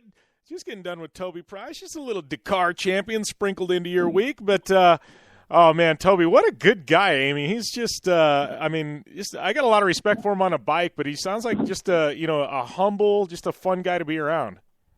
Yeah, totally. And I love his, pride of his Aussie-ness and being from Australia. And I just love a guy who represents his country really well. And, I'm very much proud to be Canadian, so I applaud him for kind of using that Aussie laid-back chillness to, help him win the Dakar Rally. And I love the, idea of, using your country's authenticity to, help you in times of trouble and struggle. And I think that's really cool. It makes him different. It makes him a different type of athlete, who's not just all about the win, but about representing his country. So yeah, pretty cool. Pretty cool dude. Yeah. I can barely understand him. He has a very thick Aussie accent. I think it's pretty awesome, but no, super cool guy. I hope I can actually get you a chance to ride with him that day in the dirt. I know he's hoping to come out there in Southern California for that event, so I'm hoping to actually race there as well. So it's pretty cool to be able to ride with a legend. Yeah, Toby, definitely a legend, and still, a young guy, got a lot left to prove, and totally. As we've seen with Dakar, his second Dakar ever. He's had 2 podiums, one of them a win. It's just crazy. Well on his way to being a legend. And you got to wonder, these Dakar guys, though, as they get older, Toby already starting to kind of dabble in 4 wheels. We've seen it numerous times. They get a couple wins under their belt on a bike, and immediately the auto manufacturers start writing these mega checks, to get them over into a 4-wheel vehicle. So I can already see, Toby's smart. He's a fun guy. I can already see, he's looking at those, those 4-wheel opportunities going, I want to make my career as long as it possibly can. And it's nothing against, people who ride motorcycles. It's just, it's a tough way to make a living on a bike, let me tell you. Yeah, and to be able to win the Dakar second go at it, really shows that it's not by fluke, it's not by luck, it's not by, persevering time and time again, learning after mistakes. Like, the guy has some natural, raw talent. It takes, he must be extremely talented to be able to go out there and just, have only one previous shot at it to kind of, go back, reset, refocus, kind of learn from the mistakes and go at it at the second time and come out with a win is remarkable. People don't do that. So, all these brands and sponsors and, manufacturers are looking at him saying, wow, this boy has talent. I bet you throw anything at him and he'll be successful. So, yeah, and I think you're totally right. It's just, I don't know. He's so talented. There's guys that race their entire career and never even can crack a top 5 or top 10 at Dakar. Here he is a third and a first. And don't get me wrong. He's on a phenomenal team. KTM Red Bull they're one of the best in the game. But, still, there's only, a bike and a team can only take you so far. There's got to be the talent there as well. And obviously Toby's got it in spares. Exactly. But talking about, talented Red Bull KTM teams, we got to talk a little bit about Supercross this weekend because, on TV, we saw the Red Bull KTM's Ryan Dungey come out with a win last weekend or this weekend. But, actually, he had jumped on a Red Cross flag and it put him back 2 positions. So Ryan Dungey actually finished 3rd overall in Detroit, Michigan this weekend. So that left Jason Anderson with the win and Marvin Musquin in 2nd. So, it didn't really hurt him too much in points because he has a huge lead out there right now. I think he has 253 points. So he's ahead about 28 points ahead of Ken Roxon, and Ken Roxon was kind of nowhere to be seen this weekend. So, he's kind of hitting himself in the foot there, I guess. But great ride for Jason Anderson. It's awesome to see this guy plug away every weekend. And another great ride for Chad Reed, who had a really bad get-off in Toronto and left him with a DNF. But, he said on Twitter that he was going to be back with a vengeance, and he's ready, and, he's good to go, and he'll come back. And he came back swinging with a fourth-place finish. This guy is just, out with a vengeance. I mean, he does not slow down. So it's awesome to see Chad Reed finish fourth place. But yeah, I mean, again, another solid place finish for Marvin Musquin. It's too bad that he kind of started the season off slow, because with these podium finishes every weekend, he could have been a contender for the championship. He's been a solid second, third place every weekend now, once he kind of figured everything out. So, hats off to Marvin. Yeah, let's go back to the Dungey thing for a minute, though. I mean, when was the last time something like this happened? I mean, I can't. For a first place guy, it doesn't happen very often. Yeah. It's kind of how it happens in the middle of the pack. But Dungey admitted that he did not see the flag, and he took it like a champ. Didn't argue or complain or whine like you see most guys, but he accepted the two place deduction penalty with, gracefully, and he took it like a champ, and I have to applaud him that he didn't whine like most guys out there. They usually put up a big fight, but you can't argue with the refs. They're the ones who have the second eyes out there on the track, and when you're racing, you're only focused on the racetrack. Sometimes it's hard to see everything that's going on around you, especially when you're in the lead. You're focused on that finish line. You do not want, to deviate your eyes anywhere else on the track. So I applaud him for taking the two-place deduction. But there's a lot of heat and talk and chatter on the forums and stuff, because normally when you jump on a red cross flag, it's a 7-position deduction. So I don't really know where the discrepancy was. I don't know why it was only two spots, but I would like to kind of look into that further. If anybody out there who's listening kind of knows why it was only 2 points and not 7, let me know, because I know every time I've jumped on a red cross flag, which hasn't been very often. I think it was one time when I was in the 80 class, but it's 7 places. It's not 2. So I'm kind of wondering why. Maybe it was because he admitted that he never saw it. I'm not too sure. So he didn't argue. He manned up and just said, "Hey, I'm wrong. I didn't see it, but I'm wrong." And I don't know. To be honest with you, that gives me even. Not that I needed to respect Ryan Dungey anymore. I know. But the guy is just. I mean, he's the best in the world. And then he's just a class act. I mean, he doesn't. Dude. Yeah, he's just. Yep. He's the guy that everybody wants to sponsor. You know what I mean? I mean, you can put him on a Wheaties box, or you can throw him in a fight, and he's just, he's going to walk away, on top. It's just crazy. Yeah, and yeah, no, totally. Like, the guy is just straight edge American Idol. Like, I mean, you can't get any more of a well-rounded athlete than Ryan Dungey, and I am extremely looking forward to seeing what his career has in store for him after Supercross and Motocross, because, we always say these guys make a transition to 4 wheels, and like we've seen Ryan Villapoto this weekend, or last weekend at the Mint 400, he was behind one of these trucks driving, or I think he was actually co-pilot. Am I right, or was he driving? No, he drove a bit in the Brenthal truck, and he also did the Baja 1000 with those guys, too. It's 6100, same class that Jim Riley races in, and Jerry Zayden. So, it's legit. I mean, it's a very good stepping stone to trophy truck. I think he jumped in the right class, and obviously, if you've got skill on a bike, it generally transitions very well to 4 wheels.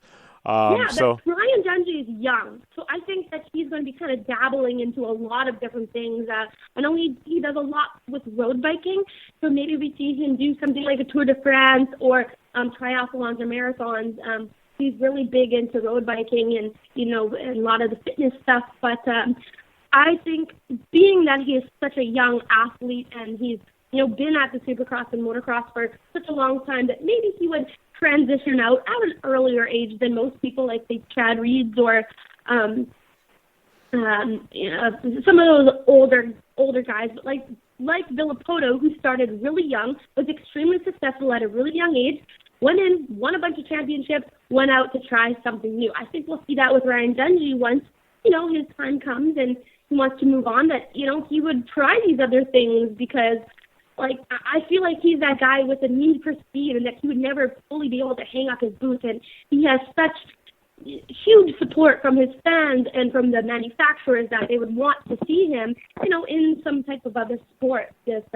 I don't think you're going to see the end of Ryan Dungey at all anytime soon. I hope that we see him as one of those long-standing athletes for a long time, or even go into commentating, because he's a great speaker. He has a great voice. I think he would be great as an announcer on Fox Sports as well. Yeah. But moving on to 250s, because we have to talk about 250s, because, man, it has been the craziest season right now. I mean, the West Coast 250s were crazy, but the East Coast is so wild and unpredictable, and the class is made up of all these inexperienced rookies that make tons of mistakes and are extremely aggressive, which makes for great TV, but also makes for extremely unpredictable results. And, man, we've seen a shake-up of the podium every single weekend between Mookie, Martin, Hill, and Davalos. I mean, it's just been like a whirlwind completely. And,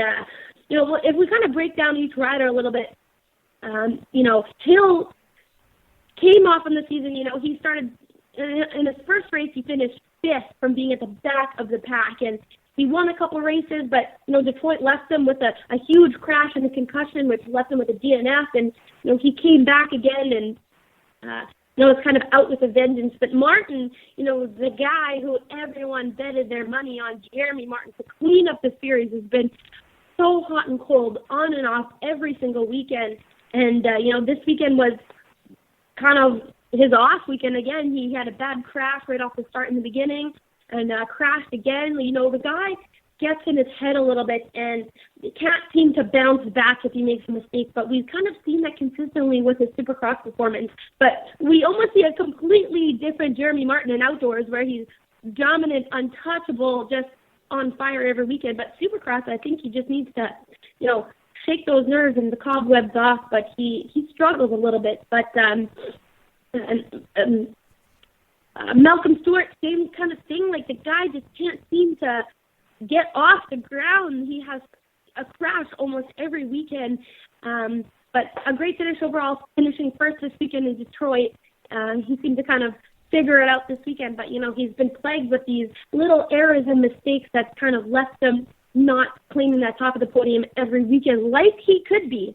He is extremely aggressive and dominant and has this totally different riding style that, we should see him winning every weekend, but he just seems to make these little tiny mistakes. And then Davalos, came out this year swinging, claiming that red plate first round, but then his winning streak came to a screaming halt when he could not even enter into Canada to race Toronto Supercross. So we've had these huge, circumstances with almost every rider every weekend that's either left one with a DNF, finishing at the back of the pack, and then finishing on top of the podium another weekend. Like, it's been crazy. It's so inconsistent. The only consistent riders have really been Aaron Plessinger, Shane McElrath, kind of. We haven't, he hasn't been on the top of the podium other than this weekend, but he's been right in there. And that's kind of the only guys. These top riders have either, been on the box or been at the back. So it's been a real shake-up with points. And, right now we have Malcolm Stewart leading with 80 points over Jeremy Martin with a 73. So, Malcolm has a 6-point comfortable, actually 7-point comfortable wiggle room right there. If he can stay consistent for the rest of the year, rest of the season, I would love to see Malcolm Stewart win the 250 East Championship. It would be awesome. And I know so many fans out there would love it, really. Everyone roots for Malcolm. Yeah, for sure. Absolutely. Malcolm Stewart on he's riding super high right now if he can stay on the bike. But we got to take a short commercial break, and when we come back, we're going to wrap things up here with Amy Houde on the Down and Dirty Radio Show, powered by Polaris Razor. I'm Polaris rider Levi Valley, and I choose Polaris just because they have the best quality, highest performing, most fun machines out there. Only one company has taken Levi LaValle to 10 X Games medals, Snocross championships, a double backflip, and a world record long jump of 412 feet across the San Diego Harbor on New Year's Eve, and that company is Polaris. Whether it's dominating the X Games, racing a stock Polaris RZR XP1000 in the Terracross Championship, or just hitting the trail on the weekend, for over 20 years, Levi has relied on the same quality Polaris vehicles and products you can purchase at your local Polaris dealer. Take the advice of action sports legend Levi LaValle and visit Polaris on the web at Polaris.com to see the full lineup of Polaris vehicles, or follow them on Facebook, Instagram, and Twitter at Polaris RZR. The Subaru WRX and WRX STI, a 268 horsepower turbocharged Subaru Boxer engine, rockets the WRX around corners and down straightaways. A race-ready 305 horsepower turbocharged Subaru Boxer engine keeps the WRX STI a rally legend. The Subaru WRX and WRX STI, it's not a sibling rivalry, it's a tag team. Get the latest from Subaru Rally Team USA at Subaru.com/rally. Life is all about sound, the sound of sports, the sound at the racetrack, and the sound of your vehicle. Don't drive around listening to this. Drive around listening to the sound of performance. Gibson Performance. Gibson Performance Exhaust is the company who can turn this into this. Remember that life is all about sound, and Gibson Exhaust is the sound of performance. Check out your next catback exhaust system, headers, muffler, or UTV exhaust at GibsonPerformance.com and get more power and more sound. Come to the island and rip it up this summer. Wakeboard Island. It's a skate park on water at Blue Water Resort and Casino. Check out the 2-tower cable system that pulls you and your board over the water. No boats to watch out for, no fumes. Wakeboard Island is open to all skill levels with an open center section for beginners. And for trick riders, a double side kicker in a 60-foot flat box. Wakeboard Island, the best ride this side of the Rockies. Adjacent to the River's Edge Cantina at Blue Water Resort and Casino on the Colorado River in Parker, Arizona.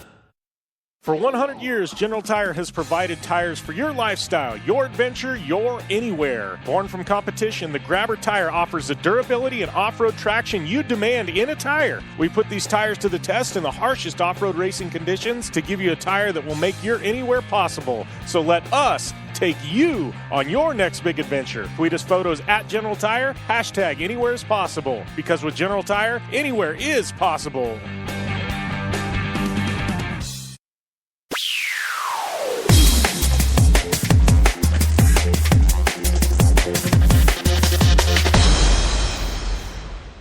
Welcome back to the Down and Dirty Radio Show, powered by Polaris RZR. Jim Beaver, Amy Houde here, wrapping things up. Couple minutes to go, and I got to say, Amy, first one in the books, first full-time one in the books. I guess that wasn't out at the Mint 400 or something like that. So I don't know, how's it feel? You got one under your belt now, right? I have so much more to say. Like, do we really have to end this now? Like, come on.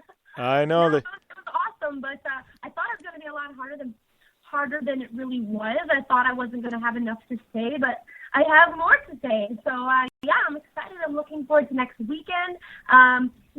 This weekend I've got not much going on, but the weekend after I'll be in St. Louis hanging out with my first Forum family. I can't wait. I love our athlete weekends. But, the Supercross, East Coast Supercross is wrapping up shortly here, and it's kind of getting down to the wire, so it's extremely exciting. Every point counts, and every mistake is going to be crucial, so I'm looking forward to it. Yeah, we got Supercross wrapping up. We got Formula Drift getting ready to kick off. I know we got Vaughn Gittin Jr. going to be on the air sometime soon. I know we got some Supercross riders that are locked and loaded here over the next month, some big-name Supercross riders, so definitely going to be a good one.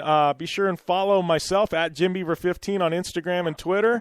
Amy Houde, it's at AmyHoude71 on Instagram and Twitter. Facebook.com/DownAndDirtyShow, DownAndDirtyShow.com for all those back episodes. Download our app on Apple iTunes, Google Play, and the Amazon Kindle store. And a big shout out to Polaris RZR, General Tire, Subaru, KC Highlights, Gibson Exhaust, DirtFish, MTX, Terracross, Blue Water Resort and Casino, Joe Duncan, Ray, and we can't forget Toby Price.